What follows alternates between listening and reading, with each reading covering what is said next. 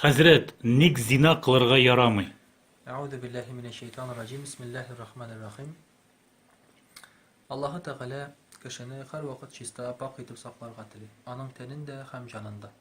Шуңа күрә диндә бирелгән бөтен кануннар да кешенең җанын һәм тәнен чисталыкта саклау өчен кирәк.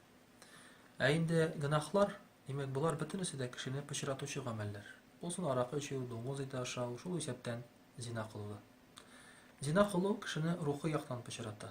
Ягъни никахсыз кеше берәр кеше белән зина кылса, димәк, бу пычрак эшкә барган булып санала.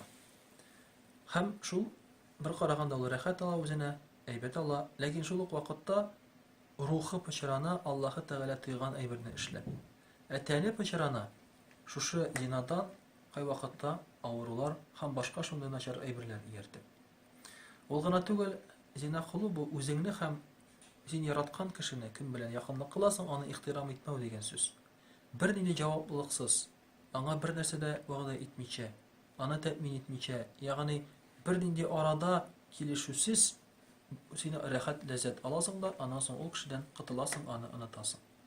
Менә шуңа күрә дә бу үз чиратында әле ихтирамсызлык билгесе.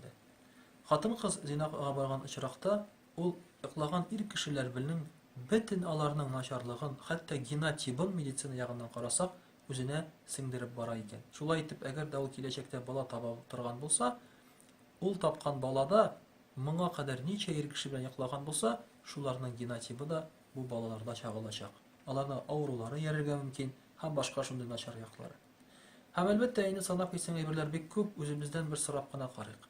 Син теләр идеңме үзеңнең әниеңнең, сеңлеңнең, апаңның, абыеңның яки башка берәр ир кыз туганыңның шушы рәвешле зина кылып теләсә эшләп йөрүен? Беркем дә теләмәс иде.